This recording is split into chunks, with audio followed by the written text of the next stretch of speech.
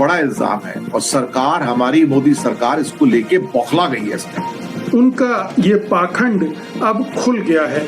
इसीलिए amnesty international की ये खबर पूरी तरह जंगल में आग की तरह फैल गई है। भारत अपने हथियार उस कंट्री को बेच रहा है जिसने गजा के अंदर जेनोसाइड किया है। ये दुनिया भर को पता चल गया है कि मोदी जी क्या कुछ कर रहे हैं।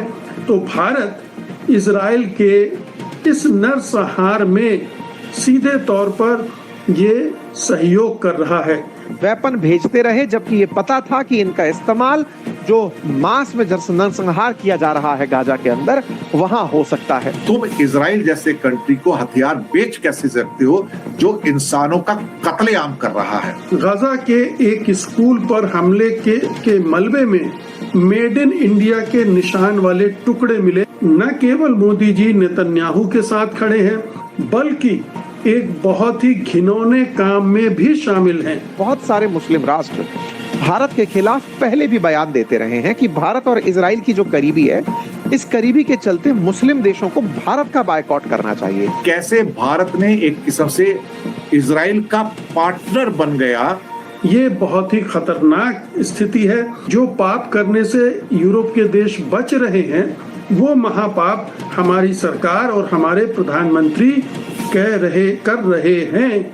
भारत ने ये फैसला कि वो इजराइल को वेपन देगा, इसे पब्लिक नहीं किया। ये कई सवाल खड़े करेगा। सवाल के साथ साथ रशिया के साथ भी संबंध बिगाड़ सकता है। और मैं तो इसे एक जघन्य अपराध कहता हूँ। मुस्लिम देशों में जब जब गाजा के ऊपर कभी भी चर्चा होती है, पाकिस्तान OIC की टेबल पर ले जाकर कश्मीर को रख दे।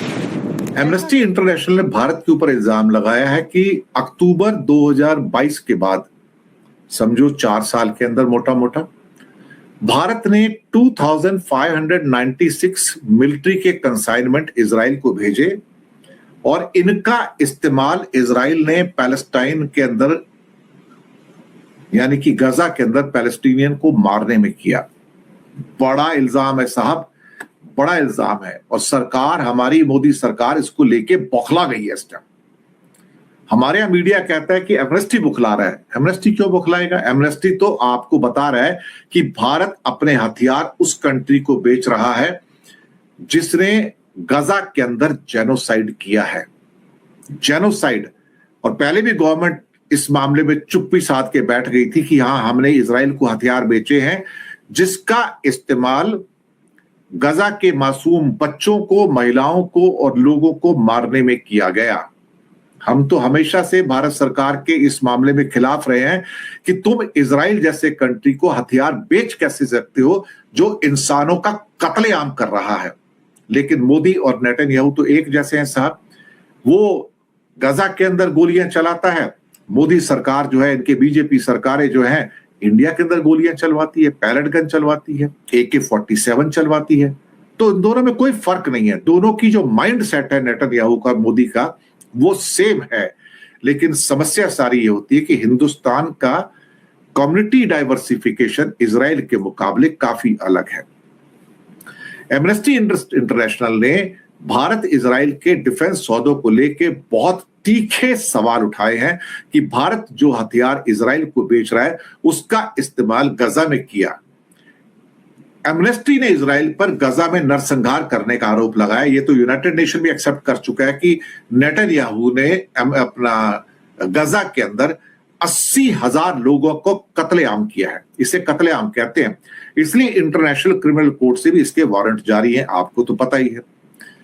7 अक्टूबर 2022 के बाद भारत ने इजराइल को, एग्जैक्ट फिगर बताए गए हैं साहब, 7 अक्टूबर 2022 के बाद से भारत ने इजराइल को हथियार, गोला बारूद, मिलिट्री के कलपुर्जे, कंपोनेंट्स की 2596 कंसाइनमेंट्स एक्सपोर्ट किए हैं साहब।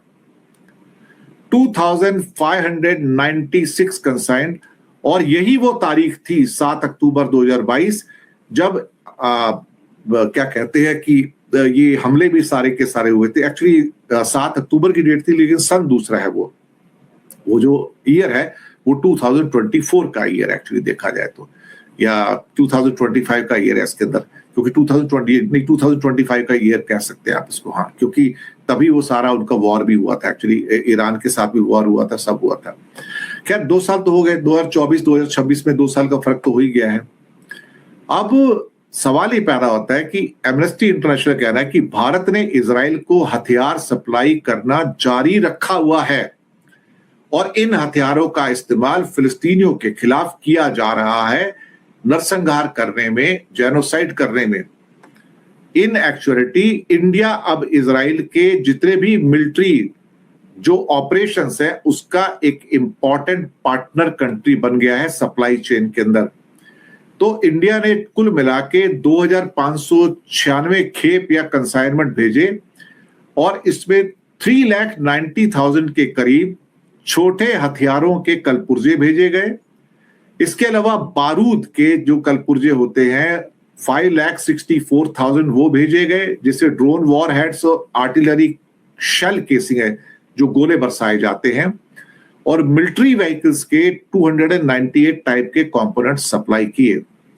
एमनेस्टी ने कहा कि शिपमेंट ट्रेड डेटा का इस्तेमाल करके उन्होंने ये पता लगाया कि कैसे ये हथियार, गोला बारूद, कलपुर्जे और कंपोनेंट उन इजरायली कंपनियों को भेजे गए जो उनकी सरकार को हथियार सप्लाई करते हैं। ह्यूमन राइट ग्रुप एमनेस्टी का कहना है कि रिसर्चर्स ने इसको पूरा का पूरा जांचा और उसके बाद भारत के हथियारों और गोला बारूद के एक्सपोर्ट की पहचान की, जिनको कि इंटरनेशनल लेवल पे हार्मोनाइज सिस्टम कोड के अंदर, कस्टम्स के अंदर HS कोड 93+ और 8710+ के अंतर्गत ये एक्सपोर्ट किए जाते हैं या इंपोर्ट किए जाते हैं। यानी कि सारी की सारी जो इंफॉर्मेशन है वो करेक्ट इंफॉर्मेशन वहां से निकल कर आई है। उन्होंने कोई भी गलत इंफॉर्मेशन नहीं पहुंचाई है कि कैसे भारत ने एक किस्म से इजराइल का पार्टनर बन गया, खास तौर से यहां पर मासूम लोगों के कत्लेआम के अंदर। दोस्तों, प्रधानमंत्री मोदी भारत का जितना नुकसान कर रहे हैं उसकी आप कल्पना भी नहीं कर सकते हैं। उन्होंने इन 12 सालों में देश को इतना नुकसान पहुंचाया है कि जब देश इनसे मुक्ति पाएगा तब उसे एहसास होगा कि किस किस मोर्चे पर उसने क्या कुछ गंवा दिया है। अब देखिए कि भारतीय प्रधानमंत्री विदेशों में जाते हैं तो बार बार ये दोहराते हैं कि भारत बुद्ध और गांधी का देश है, यानी अहिंसा, शांति और करुणा की भूमि। और इस दावे को करते हुए वो अपने को शांति दूत के रूप में प्रस्तुत करते हैं।